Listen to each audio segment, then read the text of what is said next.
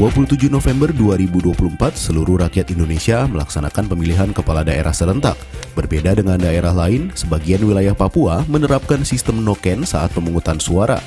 Sistem noken menggunakan prinsip pemilihan dengan model election in the field yang berarti langsung, umum, bebas, terbuka, jujur, dan adil. Model ini mempercayakan keputusan ada di tetua atau pemimpin suku. Seperti apa sistem noken itu? Noken merupakan tas tradisional Papua yang terbuat dari beragam bahan baku, salah satunya serat kayu.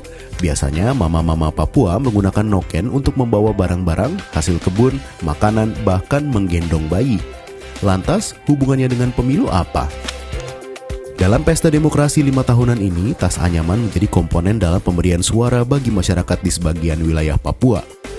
Melalui sistem noken yang juga disebut sistem ikat itu, sejumlah kelompok masyarakat di Papua memilih calon presiden dan wakil presiden, calon kepala daerah, calon anggota DPR, DPD, DPR Papua, dan DPRD Kabupaten Kota melalui kesepakatan atau aklamasi. Model pemungutan suara yang digunakan sejak pemilu pertama pada Orde Baru tahun 1971 ini dianggap sebagai sistem yang sah dalam pemilu dengan dikeluarkannya putusan MK nomor 47 tahun 2009. MK menyatakan sistem ini konstitusional karena dinilai sebagai pendekatan paling realistis untuk mencegah konflik. MK juga menganggap noken sebagai bagian dari hak adat masyarakat Papua. Menurut PKPU nomor 25 tahun 2023, hanya Provinsi Papua Tengah dan Papua Pegunungan yang menggunakan sistem noken pada pemilu 2024. Itu pun tidak semua kabupaten kota di 2 provinsi itu menggunakan sistem noken. KPU menetapkan hanya 6 kabupaten di Papua Tengah yang menggunakan sistem noken secara penuh, antara lain Puncak Jaya, Puncak, Intan Jaya, Paniai, Dogiai, serta Deiyai. Untuk wilayah Papua Pegunungan, KPU menetapkan hanya 1 daerah, yakni Kabupaten Duga yang akan menggunakan sistem noken secara menyeluruh. Sementara 5 kabupaten lain yakni Jayawijaya, Yahukimo, Mamberamo Tengah, Lanijaya, dan Tolikara menggunakan sistem noken dan sistem coblos untuk sebagian kecil distrik dan kampung. Sementara itu di Kabupaten Yalimo dan Pegunungan Bintang menggunakan sistem coblos, tetapi noken tetap menjadi tempat untuk menyimpan surat suara yang telah tercoblos atau sebagai pengganti kotak suara.